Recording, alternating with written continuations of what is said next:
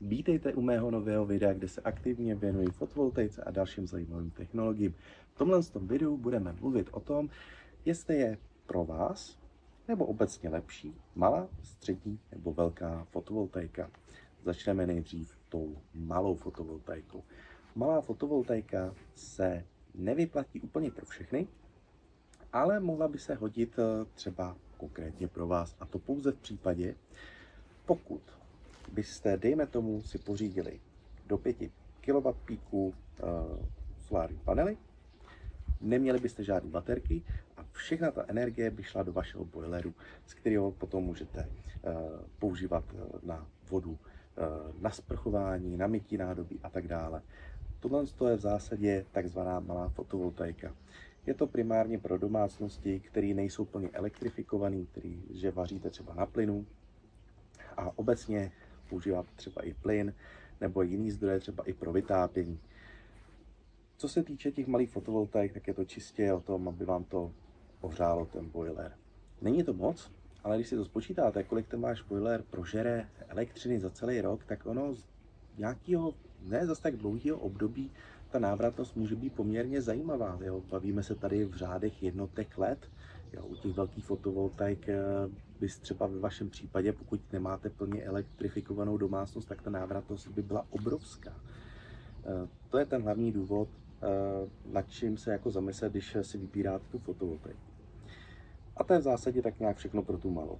Pak máme střední fotovoltaiku, to se bavíme o kapacitě, dejme tomu 10 kW na střeše a dejme tomu okolo 10 kWh zase dole v baterkách. Tyhle střední fotovoltaiky jsou vhodné primárně, pokud máte už tu domácnost plně elektrifikovanou. Dejme tomu, máte ohřev vody elektrický, používáte třeba tepelný čerpadlo pro vytápění domu, máte třeba elektromobil. Tohle to jsou vlastně věci, že když primárně využíváte právě všechny tyhle elektrické vlastně spotřebiče, tak najednou vám to zkrátka dává víc smysl a reálně dokážete ušetřit právě peníze tím, že vlastně tu elektřinu, kterou si vyrobíte, tak ji dokážete sami spotřebovat. Pokud byste třeba ten elektromobil neměli, nebo například byste třeba neměli tu spotřebu tak velkou, protože byste přeci jenom topení měli nějaký jiný, tak tam je problém v tom, že potom tu elektřinu zbytečně posíláte do sítě. Jasně, můžete být na spotových cenách, ale když budete posílat tu elektřinu do sítě, tak nejčastěji budete posílat do sítě, když bude poledne. To znamená, že v takovém případě tu spotřebu má každý, jako má ty přebytky a ta cena přeci jenom jako moc toho nevyděláte, spíš možná i proděláte, protože v poledne většinou je elektřina téměř zadarmo na tom spotu. Takže se určitě vyplatí mít tu střední fotovoltaiku, pokud máte plně elektrifikovanou domácnost a ideálně i s tím elektromobilem. Pak máme třetí druh a to jsou ty velké fotovoltaiky. Tady se bavíme o kapacitě na střeše, to znamená, kolik to má kWp, dejme tomu zhruba okolo od 10 vejš kWp, to znamená ideálně třeba 15 až 20 a dole v baterce máte minimálně třeba 20 kWh až třeba 50 kWh. Tady pro tu velkou fotovoltaiku bych doporučoval mít určitě silnější jističe a je to primárně z toho důvodu, že ty velké fotovoltaiky se vyplatí, pokud těch elektromobilů máte víc, ale upřímně řečeno museli byste jich mít třeba 3, 4, což většina z vás asi nemá nebo nepotřebuje.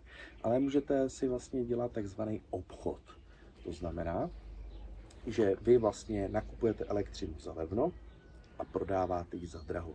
Dejme tomu, je poledne, svítí sluníčko, vyrábíte elektřinu, spotřebováváte, vyhříváte si bazén, nabíjíte auta a tak dále. Zároveň se vám dobíjí baterka. Pokud máte opravdu jako velkou tu spotřebu, ještě si něco stáhnete ze sítě, ideálně zadarmo nebo za levno. A večer, jakmile je drahá elektřina, která může být v násobcích, jo, může být třeba 100násobně dražší potom ta elektřina.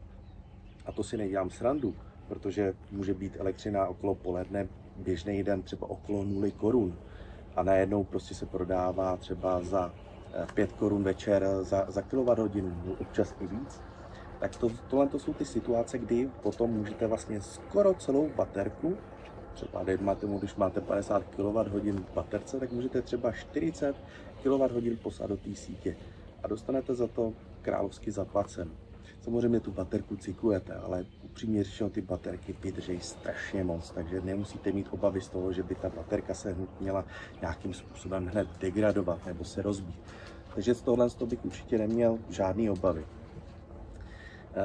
Samozřejmě je tam obrovská výhoda i v zimě. Ono to neznamená, že takhle velká fotovoltaika by vám měla udělat dům plně soběstačný.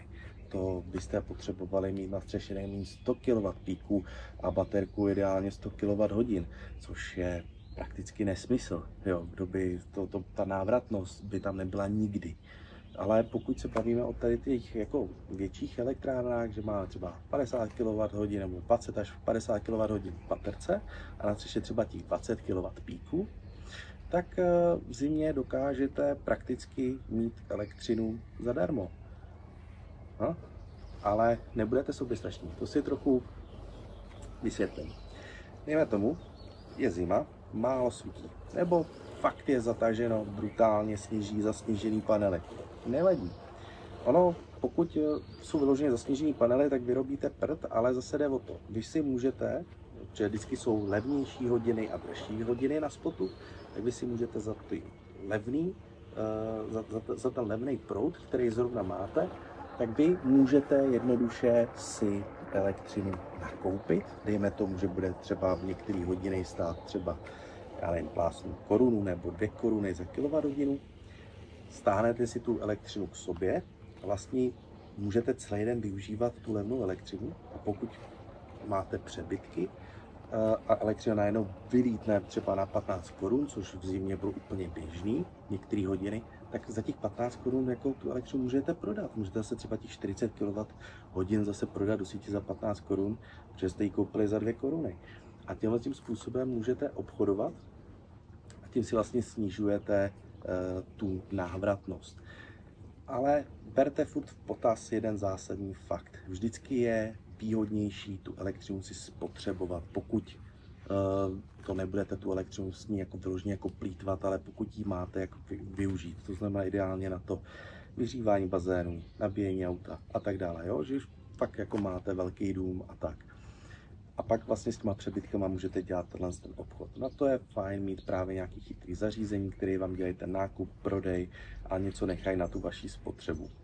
Tohle je ten hlavní důvod, proč si pořídit tu velkou fotovoltaiku. Ale jak jsem říkal, není to pro každého, stojí to velkou investici a samozřejmě je potřeba mít nějakou technickou znalost, umět si nastavit tu domácnost tak, aby uměla tohle obchodování. Potom se vám tohle vyplatí. Ale pro většinu z vás v zásadě dává bohužel nejvíc smysl ta malá fotovoltaika, pokud máte spalovací auto a topíte například plynem.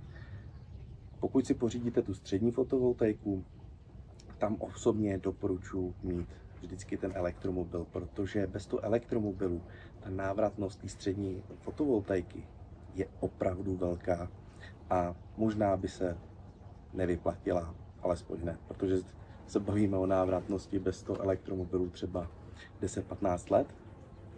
Kdo ví, co bude za 10-15 let? Ale zase můžeme vzít v potaz to, že nějaká inflace, všechno se zdražuje, bude se zdražovat i elektřina, takže kdo ví.